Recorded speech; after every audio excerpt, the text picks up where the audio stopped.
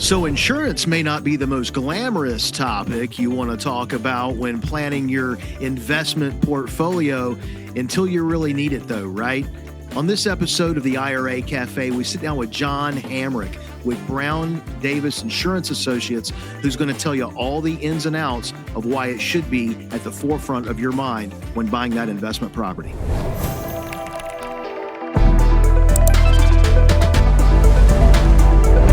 This presentation is for educational purposes only. American IRA, headquartered in Sioux Falls, South Dakota, is a neutral third-party administrator on behalf of the custodian New Vision Trust Company, a state-chartered trust company based in South Dakota also, and does not offer investment advice or endorsements. We are not responsible for statements made by others, and references to we and us refer to American IRA only. We encourage you to do your own due diligence and consult with qualified professionals before making any investment decisions. Well, good afternoon to everyone over here on the East Coast, and good morning, good late morning to the folks joining us from California and Washington and Oregon there, and then also everyone in between, all of our thousands of clients across the country, and those of you who are not yet clients, but who have decided to join us today and hear some great information. We welcome you into the IRA Cafe powered by American IRA. And if you saw that opening there, you can see the things that you are offered with an account with American IRA, the low set fees that never increase over time as you open up your account, fund your account, use that account to grow your investments. And as that portfolio increases from the work that you did to grow it, we don't increase your annual fees as you grow that. Also, those low set fees are not even assessed on cash-only IRA. So only at your first movement of funds, whatever that's going to be, that is when we would assess your annual fee. Love to tell you more about that. You can give me a call. You'll have my contact information here at the end, but you can also visit us at our website at www.americanira.com. Learn about those things that I just mentioned and even more, things that type of accounts that you can have. If it's a retirement account vehicle, we've got the self-directed version of it. Love to be able to tell you about all those that could fit your needs, all the prices that go along with that, all of what you can invest with your self-directed IRA, and then also what it's like to interface with our staff. And I can't say enough about our staff and what it's great to be backed by everyone here at American IRA. I'm the one on camera, but trust me, when I'm just the voice for all the hard work for the men and women that make this company and taking care of your accounts possible. So thank you for everyone there. And also, listen, when you're in the middle of a transaction, or if it's, you're just starting your transaction, if you're a seasoned investor with us, if you're a first-time investor with us and you're moving forward, listen, even though it's self-directed, you're not alone. You are afforded your own transaction specialist at not a cent more than your annual fee, where other companies are going to charge you to have that one-on-one. At American IRA, you get that for free, okay? So love to tell you more about that. If you are new to us or if you're thinking about moving forward with an account, and listen, if social media is your thing, catch us on Facebook. Find us at American IRA LLC and like us. You'll get to hear all about this webinar and any of the other upcoming things that we've got going on. To share the information. If it's educational, we want to make sure that you have it in your investment toolbox. Like YouTube, find us there as well. We've got you covered. Subscribe, and you will get to see any of the previous podcasts and any of the webinars, the rebroadcasts. We want to make sure that you always have that. So whether you're listening to this webinar live or if you've heard them live before, and you want to go back, if there was something that you didn't write down or you want to hear it again, it's right there for you. And listen, before we get to our guest today, I want to go ahead and look ahead to next week. You will not want to miss this one. You've already heard from one half of the guests that will be appearing next week. You heard from him a couple of weeks ago in Brian Elam with Innovative Closing Solutions. And the other half of the duo is who's coming up here shortly, John Hamrick with Brown Davis Insurance Associates. And they will be appearing next week as the Sub 2 Cowboys. And if you are looking for different types of ways to invest your IRA, you can do almost anything with that self-directed IRA. But if you have ever heard about buying properties subject to, also known as the Sub 2, these guys have had a presentation that they have done for a few years, and it really locks in on something that they said is like the Wild West of investing. Not a lot of folks do it, but it is completely doable inside of your self-directed IRA. So we are really excited to be joined with them or by them next week. But you've got one of them today. And so we want to bring in John Hamrick again. He is an insurance agent with Brown Davis Insurance Associates, and he is located in the Triad of North Carolina that services the Winston-Salem, Greensboro, and High Point areas. John is also the current president of the Triad REIA. So for any of those of you who have joined your REIAs or attend associations across the country, this one is located in the Triad area here. That is a real estate investor association. John, I believe, was actually one of the founding members of it and has been part of that for around 14 or 15 years. I've overheard him talk about. So he gives great information as the president.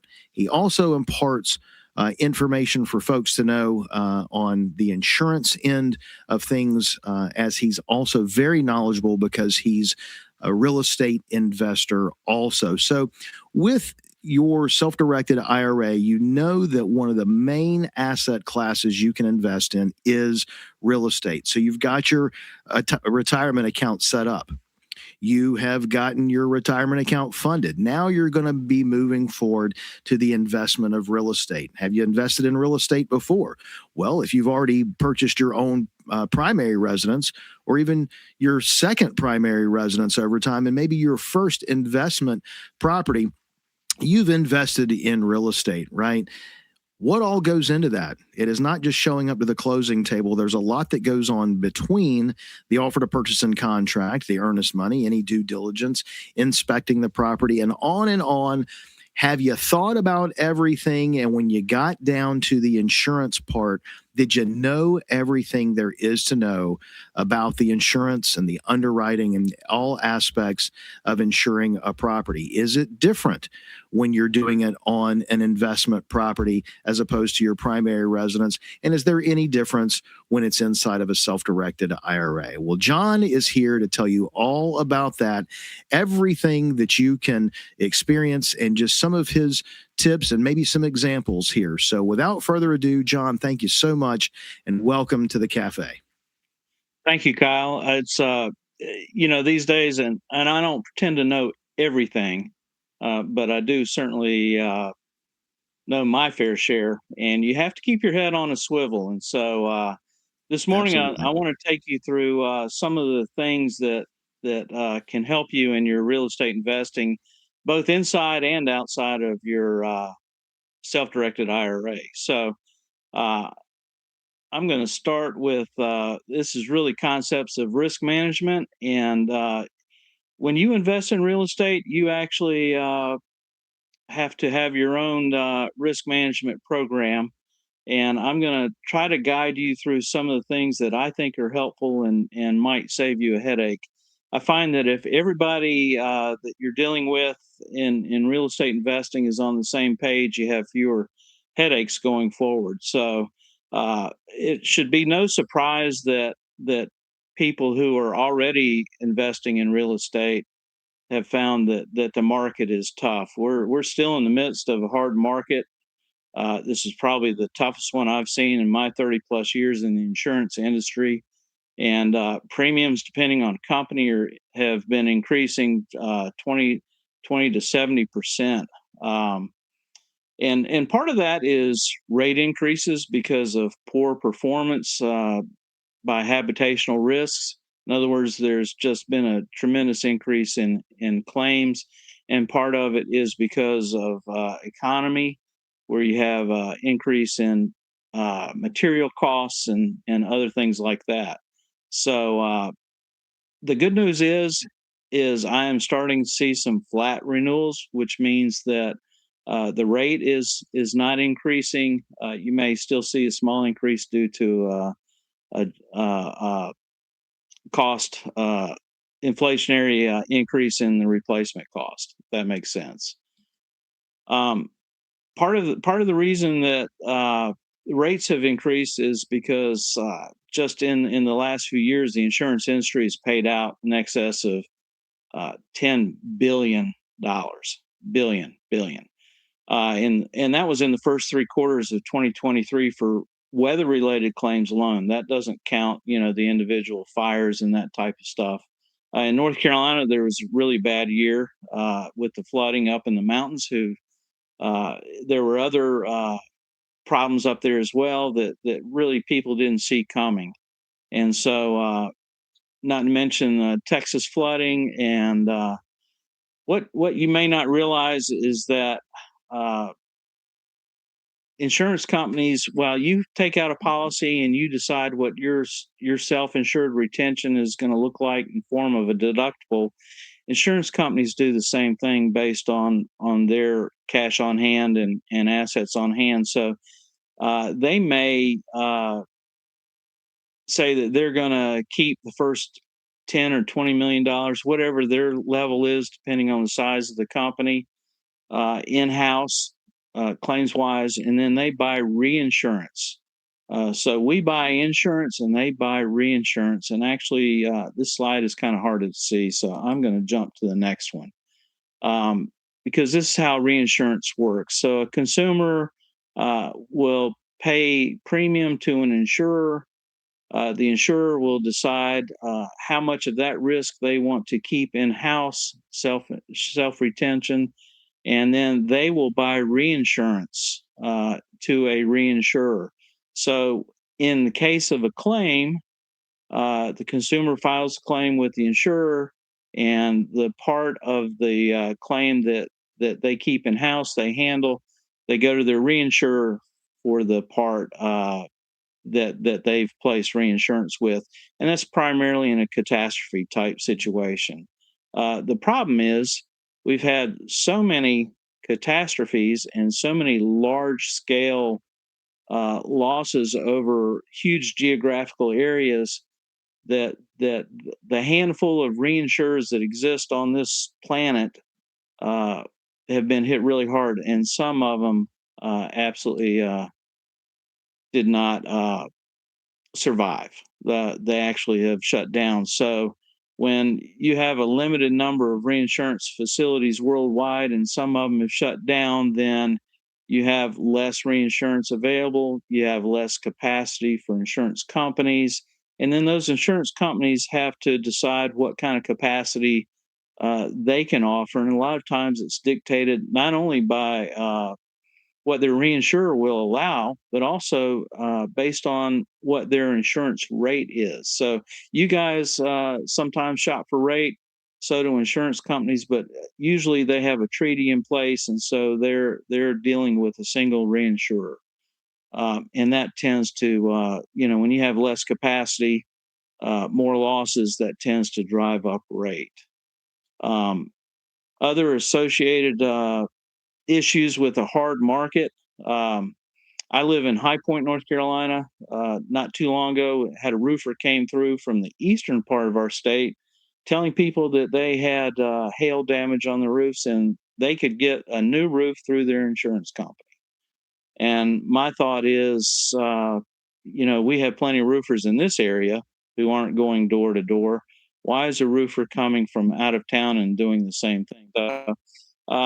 I would say that if you're going to invest in real estate, contact a roofer that you trust or that somebody's referred to you, and make sure that they understand that you want them on your team and you want them to shoot you straight on what you have or what you don't have, because roofing is a huge issue in habitational insurance. A lot of times also the risk is not fully known. So the underwriters of the insurance companies that agents represent uh, can underwrite the dwelling, they can underwrite the buyer, but they don't know who you're putting in there. So, tenants aren't going to take care of your property the way you would take care of it. Economy and inflation has an effect on replacement costs. So you're having to buy insurance. If you want all the options, you have to buy a higher limit on your insurance. There's market fluctuation, and then sometimes the insurer doesn't know if the property is vacant. Sometimes you're not exactly aware that the property is vacant. And so that can create an issue too, because insurance companies are allowed to reduce coverage if a property is vacant for more than typically 30 days. Underwriting has changed. I remember in the good old days, which actually may have just go back about 8 years. Somebody call up and say, "Hey, I'm buying this rental dwelling and I need insurance on it," and I'd say, "Sure." I'd rate it, give you the quote, send you the application, you'd sign it, we'd bind it. Underwriting has changed. You can pretty much count on any habitational rental property that you purchase, either inside or outside of your IRA, is going to have an inspection, either done directly by the insurance company or by a subcontractor hired by that insurance company. And they are there to look for problems. A lot of times we have to submit photos ahead of time. We have to get permission to quote a policy with some companies. Companies are requiring a higher deductible, and some have gone to even a percentage deductible, like a 1% or a 2% deductible. Uh, Wind deductibles, those are coming into vogue. I used to have a company that didn't charge one, and now they've just gone to one, but it's a flat $2,000. Of course, if you carry a higher all perils deductible, that's going to apply in a wind claim or a wind loss. There are supplemental applications that have to be completed sometimes to get a quote. They want to make sure that you're insured to value, and replacement cost means that you can use replacement costs for materials and that type of thing if you have a repair or you have to rebuild, but you still have a limit of insurance on the policy. And with rental or tenant occupied dwellings, that needs to be kept up with, because once you exhaust the limit of the policy, if it's not finished, the rest of it's going to have to be finished. And if you're inside of an IRA, you hope that you don't have to take out a loan, or that you have the cash funds inside of that IRA to do that. And then underwriting wants to know if the rate's appropriate for the risk. So you can have a rental dwelling in a very nice, affluent section of town. You can have a rental dwelling in a section of town that maybe is not quite as nice, and it could be the same size home, but it's going to have different characteristics. And insurance companies are using all of the tools that are available to them. When you are looking to purchase a investment property, these are some of the things to look for before buying, and what underwriters are looking for. Primary concern, of course, you want it to cash flow, but you need to pay attention to what kind of roof it has on it. If the roof is relatively new, some of the questions they're going to ask is how old the roof is. A lot of companies are starting to put actual cash value endorsements on policies so that you don't have a replacement cost on the roof. Some companies will say at the time of loss, if the roof is not newer than X number of years, we will not pay replacement costs. And so you need to have that information when the roof is replaced. You need to, if you do replace it, you've got to hang on to the receipt because you may have to prove when you did that or when you had that done. Is there a working fireplace or a wood stove? Those are both things that some underwriters do not like because they're sources of fire loss. How old uh, are the technical, the plumbing, the electrical, the HVAC? Those are things that you need to know, and those are things that you want to know uh, as a landlord or as a property investor. You want to know that as well, but the insurance company's going to want to know that too. You're going to look for trees that are overhanging the property or touching the roof because after inspection, you're going to be asked to remove those anyway. So you just need to know what's there so you can be prepared for it. We've had some homes that vines were growing up the structure and had to be removed. Look at the paint. The siding is fascia missing.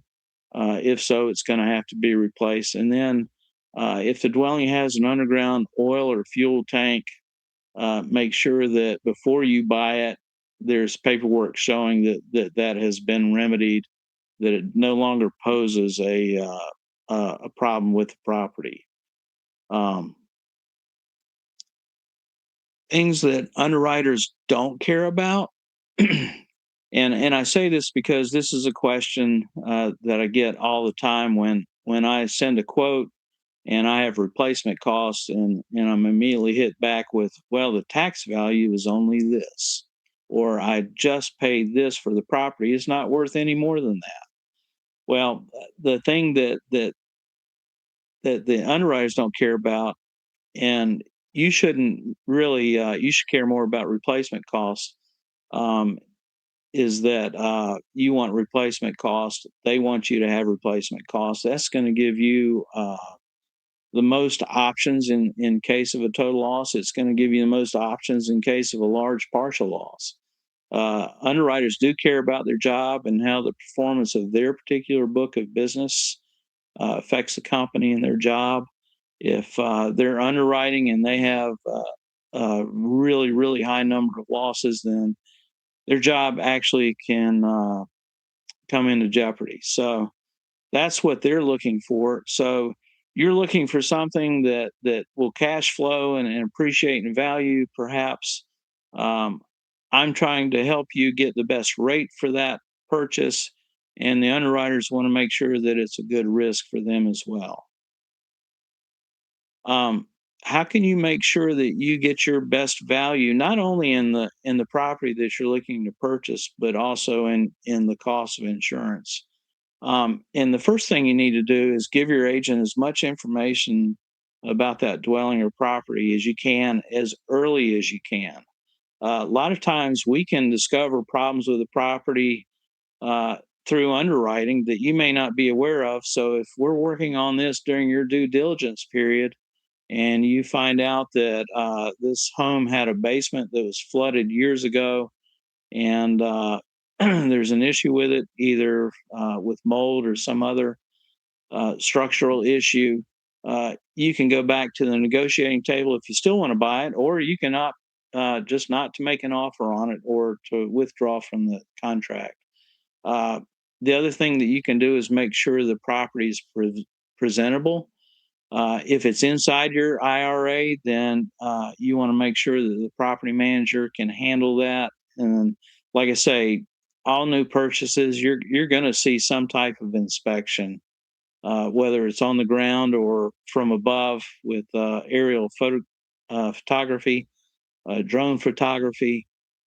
Uh, and since if it's in your self-directed IRA, you can't do anything hands-on. So within the first 2 or 3 weeks, you want to make sure that the property manager can get debris cleaned up, get issues fixed, or better yet, while you're in the negotiating part of the purchase, let the seller know that these are things that are going to have to be taken care of, perhaps before you even buy it. But at any rate, I would recommend that right before you close on it, you drive by and take a look at that property and make sure that what you're buying is what you think you're buying. I've told stories before about a building that had a for sale sign on the front of it. Commercial building, looked great. Said it was under contract. And at the time I drove by, there were several fire trucks there putting out a large fire. So you don't want to buy a home that's or a building that's damaged. Um, also, make sure that the tenants, if there is a tenant in there at the time, let them know that you're working with somebody who may come by and take a look at the property, so that we are able to underwrite that property without significant harm. And when I say harm, I just mean trouble. Don't mean that somebody's going to get hurt. Although I could tell another story about a Labrador that was twice the size of any Labrador I've ever seen trying to take a hunk out of my back. So you have your risk management plan, and your properties are generally underwritten individually. They'll look at the history of the insured, but they also look at the characteristics of the property itself and set pricing based on their evaluation. They can look at loss history of the actual insured, the entity, the LLC, however you have it set up, but they can also look at loss history for that address. And that's the way that I'm talking about. We might be able to help you during your due diligence period, avoiding problems that maybe weren't disclosed. And as I said earlier, they're going to look at every tool they have to evaluate these individual risks, and they use clue reports, which is comprehensive loss underwriting exchange information that are reported by different insurance companies. They now use roof scoring software. They use drone photography. I've seen them even use satellite photography. Picked up a trampoline on a property that shouldn't have been there. And any information available on the internet, which may include your own website. So if you have a website, make sure it's up to date. Make sure it's clear and concise about what you do and how you handle things. Anything that can help you, you need to have on there, and anything that may create a problem, if you can, remove it from your website. I had a contractor that was applying for insurance as a framer, and we had a real problem with it because his website, number one thing that he said that he did was roofing, and roofing does not fall under framing. So anyway, that's how a website can kind of derail your plans. Have an eviction policy in place, have tenant agreements in place.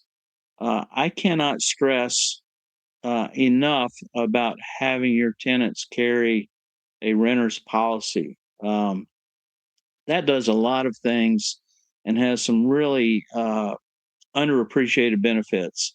One, it's going to provide them personal liability. So if they start a kitchen fire that burns down your investment property, we can file the claim with their policy under the liability section. It's not subject to any deductible, and generally, if it's proven that the tenant was responsible, leaving a pan on the stove or something like that, then it falls on them. It also provides them with coverage for their personal belongings. So after a loss, they're not coming to you asking what you're going to do about that. It also provides money for them to find a place to temporarily live. And that way they're not coming to you saying, you know, what are you going to do? I can't live here. This is your fault. It's not your fault. If you have an additional dwelling that's currently vacant looking for a tenant, hey, why not use their insurance money to put them in that place temporarily while you make the repair to the dwelling that was damaged. Swimming pools, trampolines, those are problems. Certain breeds of dogs are problems. And there's a list available of dogs that insurance companies do not like. And I will tell you that if it is found that those dogs are on the property, you're going to have to ask your property manager to have those animals removed. Um, if they are not known, then generally speaking, they may pay the first claim and then cancel the policy. Then you're looking for another insured to place insurance for that property. Um, you need to know if the properties are vacant, unoccupied, or and let your agent know if you're going to do any renovation. Sometimes, if you have a tenant that's been in a dwelling for such a long time, then the turnaround and getting a new tenant in there is a little bit longer because you have to do more to get the property back up to standard. And so, let your insurance agent know about that. Companies are pretty cool with that as long as they're notified, and they'll give you a little bit of leeway with that. The wrong time for them to find that out is after a loss. Again, are dogs allowed to be kept? Have a dog policy. If you want to allow small dogs, there are very few small dogs on the list. Any dog with a bite history, regardless of breed, could potentially be a problem. Uh, a lot of dwellings and apartment buildings that were built in the late 60s, early 70s have aluminum wiring. You need to make sure that's removed because that can be problematic too. And then any habitational insurer is not going to allow grills on decks or balconies, and that's just because there's an increase in fire risk with that.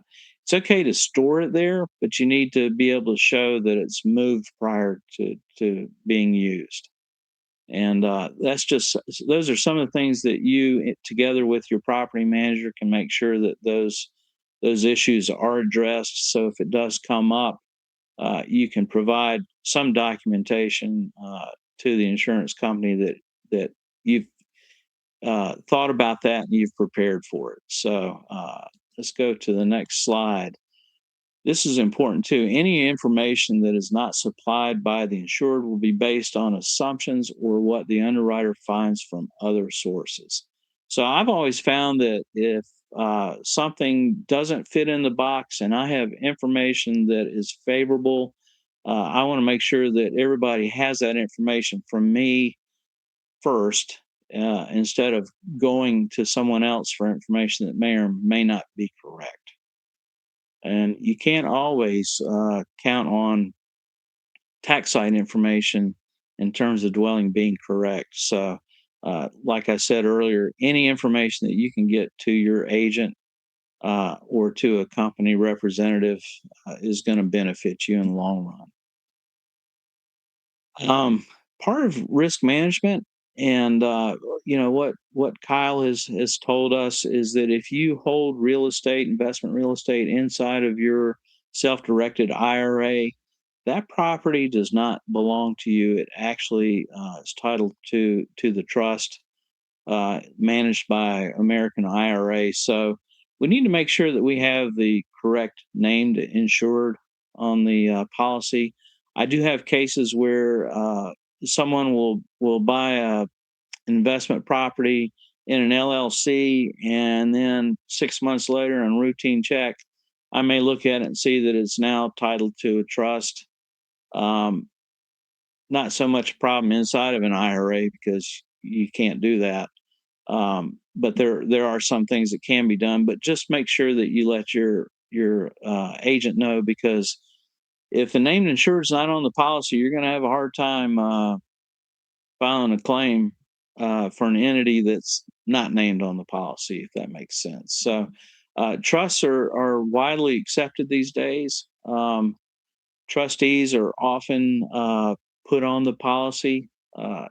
Not that they technically have an exposure, but it's the trustee is the person that the insurance company should be dealing with, and any other additional insurers that you may have. And we'll talk about some special circumstances with subject to deals next week.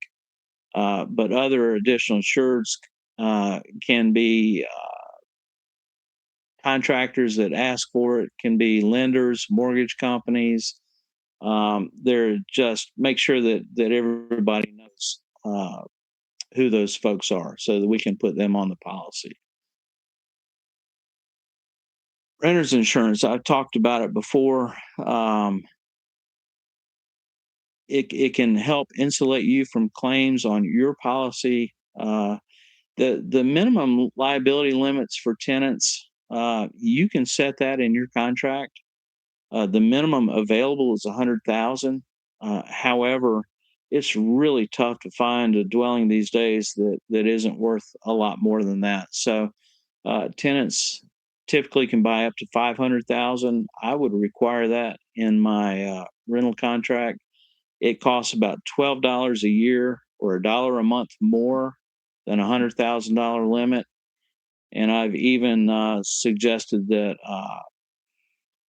perhaps you could pay that $12 difference, or tell your renter that you'll pay the difference if they'll buy the higher limit. They have a loss of use provision, and you've got to be really diligent making sure that the renter's policy is in force. I would ask for renewal certificates every year, or if you're an additional interest on their policy, which sometimes is difficult, you might be notified that policy is canceled. We know that times are tough and money is tight, and sometimes they'll take out a renter's policy and they'll make the down payment, but then it may cancel for non-pay a little bit later, and you need to. The quicker you can know about that, the better off you can find a solution. And like I say, if you can be named an additional insured or additional interest, then you may get notifications that the policy is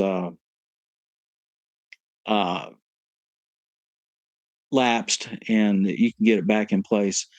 James has posted a comment that I think is great too, because when I bought my house, I had all kinds of polybutylene underneath, and that pipe tends to crack, dry out and crack, and it doesn't create a huge water loss, but it typically results in a fine spray that you may not hear, but over a period of time can be problematic.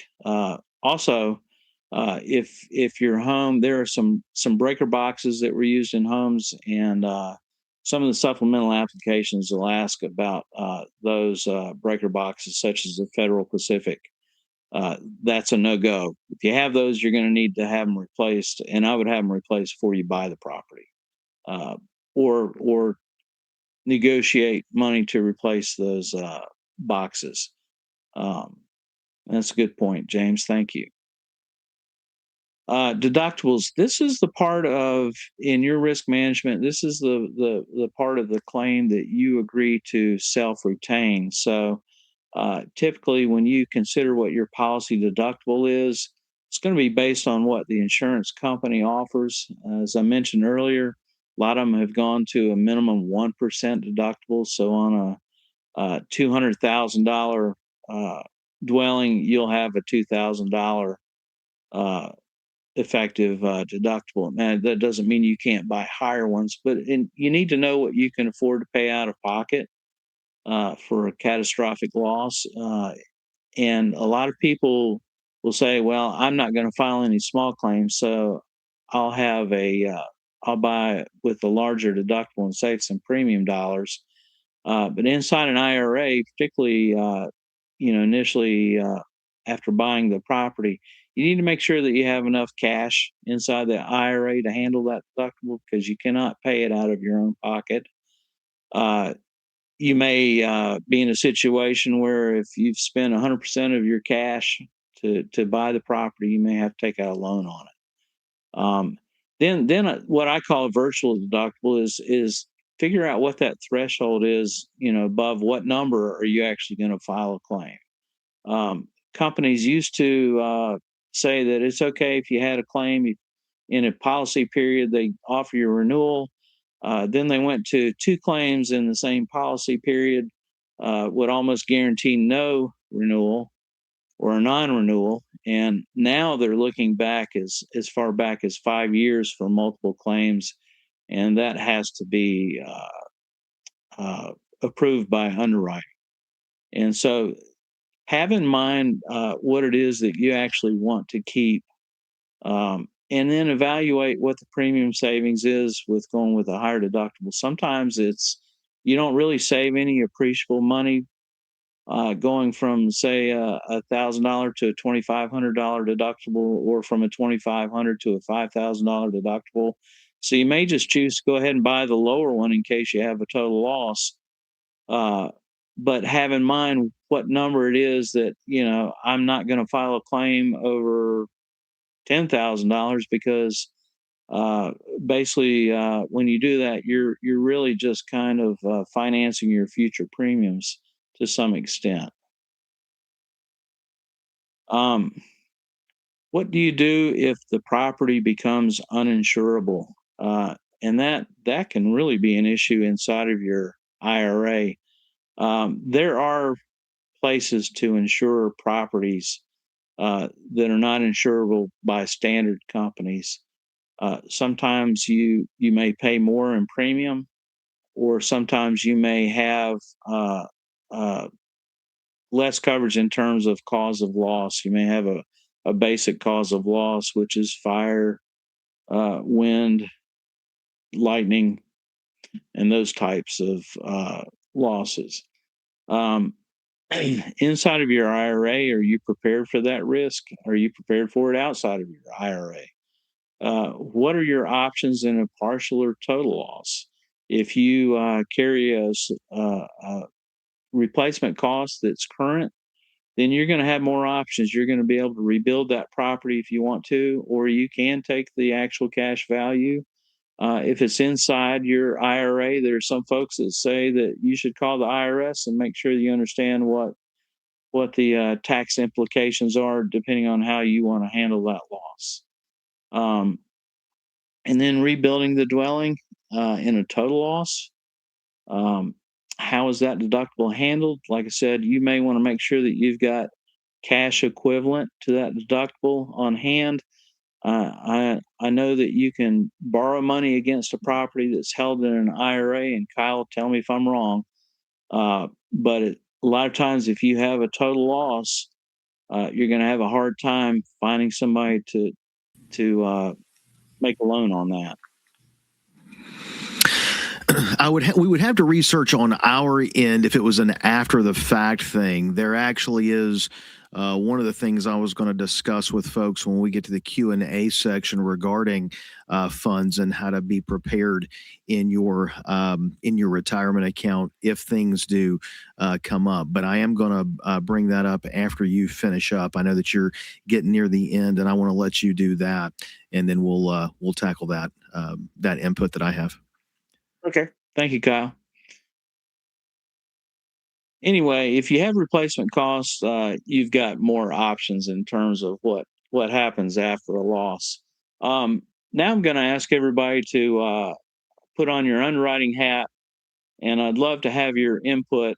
But I'm going to go through some pictures that I personally took in fairly well-known rental areas, and some of these look fine from the street, some of them don't, and we'll dig a little deeper. But putting on your underwriting hat, I'd like you to help me figure out what's wrong with these photos. So here's the first one.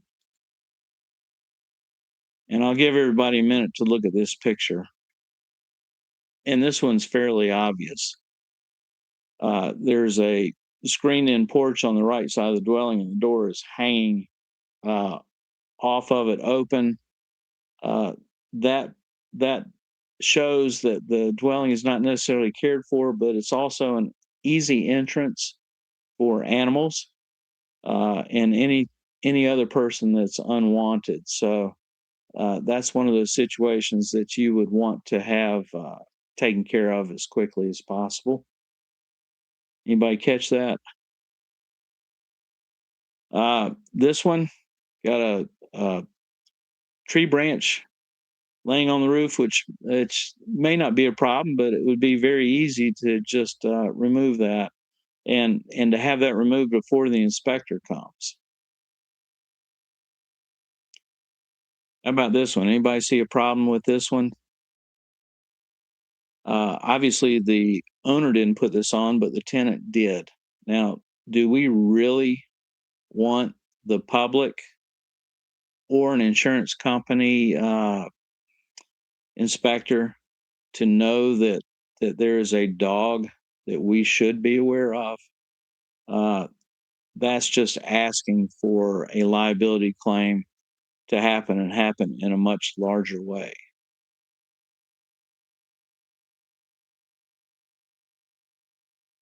Here's a rental dwelling, and it looks okay, except for actually, let's go back to that one. If you can see the porch area, uh, it needs some attention. How about this one? Anybody feel like the shrubbery on the front of the house could be trimmed back just a bit? It's hard to even see the front door.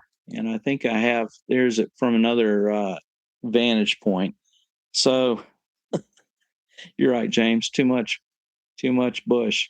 Um, that can present a problem. If I were coming home to this house after dark and that bush was right next to the front door, no telling who could be lurking behind it, and that's an issue as well. You as a landlord could be held liable for that. So that's one of those things that just needs to be cut back, or frankly, it's the only piece of landscaping it looks like on that property. So uh, might not hurt just to have it removed, and then you could do something else. Anybody see anything wrong with this home? This home actually was owned by one of my insureds, and the roof was new. It's clean. The windows and doors are relatively new. It's very well taken care of, but it's obviously not occupied. So that would need to go on some type of vacant dwelling policy until such time as a tenant moves in, and then it can be moved over. I don't know if you can see because of the tree limb that's growing actually into the porch, but this ceiling fan, the blades are drooping. Uh, Not only is that an issue with housekeeping, but you see that it's drooping well below the door frame, and it could present a hazard to somebody's well-being, whether it's a tenant or somebody like the postman. Uh, that fan just needs to be either removed or replaced, and that's a fairly easy thing for your property manager to do. And somebody obviously is home because the light is on. Here's a home that looks pretty nice. Actually, this home is the one that has a ceiling fan on it. So from the street, it looks good, but you get a little bit closer and you see the fan problem. Uh, this is a duplex, and at first glance, it looks okay. But if you look in the back, there's all kinds of debris back there, and that's a liability hazard. It also tells an underwriter that this home is not well taken care of, or it's not managed well, and that the owner doesn't care. Uh, by the way, the siding on it looks great, so not a problem. You also have a box under the meter that looks like it's partially open too. So not sure what's going on there, but that can be an issue as well. This is a nice looking duplex, and it doesn't look like there's a problem with it until you get a little bit closer, and there's a grill that's actually chained to the front column. So I think that somebody might have a tough time explaining that the grill is stored there, but it's not used there, and it's in close proximity to vinyl siding. I'm sure that post on the porch probably is made of wood, and of course you have a bush right next to it. So if that were to turn over, it could create a huge problem. Uh, this dwelling also looks like it may be vacant, but the tree in front is also growing over the top of it, and the branches are literally laying on the roof. And again, that's an invitation for animals to get into the home. If anybody's ever had a raccoon or squirrels living in the attic, you know what I'm talking about. So those are things that would need to be cleaned up quickly. And if an inspector, just to let you know, if an inspector comes by your property and they do find issues, they'll submit a report to underwriting. Underwriting will determine which ones are really a problem, and they'll reach out either to you or to your agent, and then they will give you some time to remedy these problems, but it's usually no more than about 2 weeks. So you got to be ready. And if you know what it is ahead of time, then you can be even more ready. Here's a nice looking rental house, and there are a couple of things that could be problematic with this. And it's just, again, it's knowing what's going on in your property. They're doing an auto detailing, running an auto detailing service out of the home, and if there is a business risk at the home, you need to make sure that they have insurance for that, so that they don't cause damage to the dwelling that can end up being a claim on your policy. Um, Trampoline in the backyard. Can't see it from the front, but if you just walk a little ways around, you'll see that, and that's definitely a no-no. I do have personally, I have one company that I work with that will allow a trampoline exclusion, but I don't think that's something that most landlords want to accept. So what that says is that if someone is injured on the trampoline, it's coming out of your pocket, not theirs. But they will allow the policy to stay in force, excluding any coverage for trampoline liability. Again, not a bad looking dwelling, but there's obviously, or it appears that nobody's living there. And that's the assumption that an inspector is going to make. You know, they're going to look for trash in a mobile toter, any kind of sign that somebody lives there, and if they don't see that, they're going to send a report back to underwriting and say, "Hey, this dwelling appears to be vacant." If it's a brand new purchase and you have a tenant agreement and they just haven't moved in yet, then that's something that can be sent to underwriting, and chances are we can stay on that risk. But you just need to know what's going on, and again, maintain communication with your agent. This home, it's got a little bit of wear on the roof, but if you look closely at the front porch, there are two large dog enclosures, and that could, even though there aren't any dogs visible, obviously there are dogs there, and they're going to want to know what breed they are, and that could be a problem too. And it's always tougher to address these things after a tenant has moved in. So, but tenants, you know, they're pretty slick sometimes. They wait to move in, and then they'll tell you that they didn't have the dog when they signed the lease, or they didn't have the trampoline when they signed the lease, or they didn't even read the lease.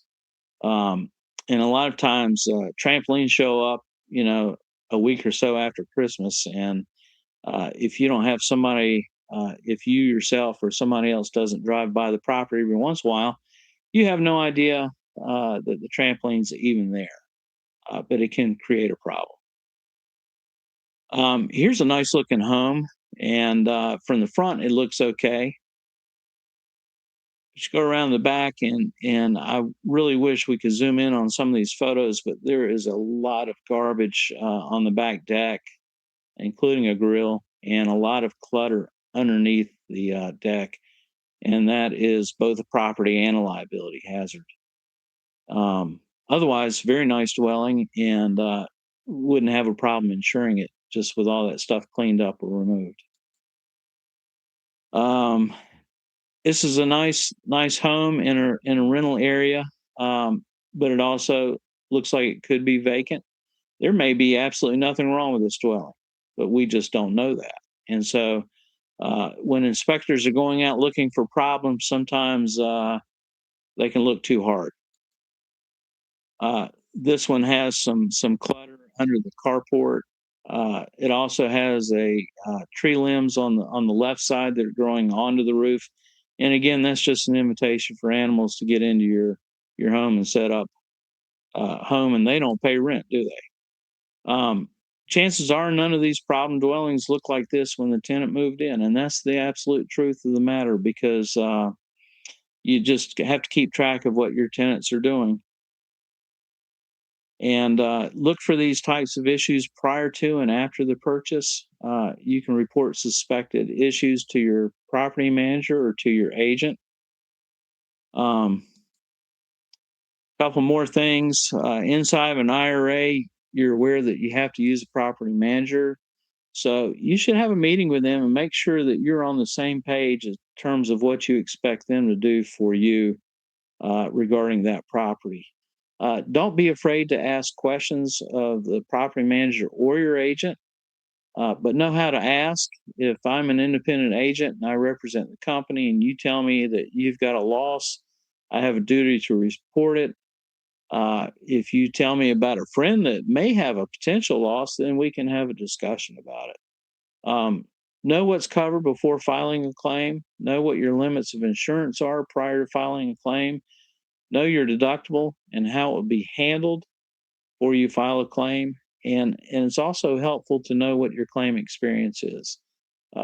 Nobody wants to get a letter of or a notice of non-renewal because of excessive claim activity. And it's not just the large claims, it's the number of claims. So make sure your limit is current and will satisfy any and all interests in the property, including your own interest. That's so that you have, in the time of loss, you have the most options available to you. One thing I did want to say, and John touched on this a couple of times, and I said I would bring it up here at the end, and that's this.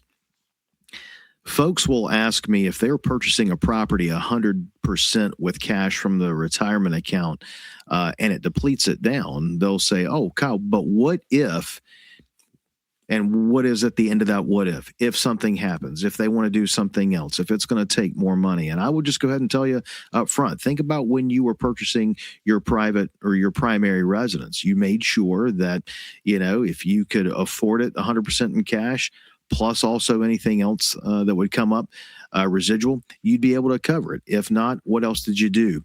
More than likely, you leveraged with a loan. Now, you're not going to be able to get a conventional type loan when using a self-directed IRA. That's where the non-recourse loan comes in. But also keep in mind that you can actually leverage with a non-recourse loan when buying real estate. Really quickly, just know that non-recourse means that obviously the lender understands the property is owned by the retirement account and not you. And as such, you cannot be the guarantor of the loan. It also means in the event of any type of default, depending on where you're from, the lender's only remedy is to really come after the property itself. They can't come after you personally or the remainder of your retirement account to make themselves whole. So just keep that in mind, okay, that you're going to have the money in the account. You need to have the money in the account, to cover rainy days. All right. And while we're talking about that, I would assume that with all the information we've learned, anyone living in that Dallas and Arkansas and Oklahoma and Tennessee and Georgia and North Carolina and South Carolina swath of what's coming through here this weekend, if we get it. You folks up north, you're used to this, but those of us down south here, they're calling for something that we haven't seen potentially in a while. So what is your own property looking like? What are your investment properties looking like? Do you have a few days just to do that drive-by that John's talking about?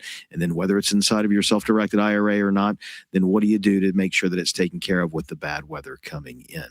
Well, as we draw to a close here, John, I just wanted to say thank you once again. It's always great to have this information coming from, not just a colleague, but someone over the years who's become a friend. And so I greatly appreciate you joining us here. We thank you to everyone who has taken the time out of their day as we're live to listen to this. And John, I'll let you say one last goodbye, and then I'll sign us off. Kyle, I appreciate the opportunity. And if my information is posted, I welcome any questions or comments from anyone. If you have questions that you can't get answered by your agent, I'm more than happy to answer those to the best of my ability, whether you're a client of mine or not. Absolutely. Well, thank you again, John. And as we sign off and everyone goes on about the rest of their week, stay healthy, stay happy, stay warm, depending on where you are in the U.S., where it looks like all of it's going to be frigid coming up throughout the weekend. And until next week, when we join the Sub 2 Cowboys, this is Kyle Moody inside the IRA Cafe powered by American IRA. Thanks so much. We'll see you again next week.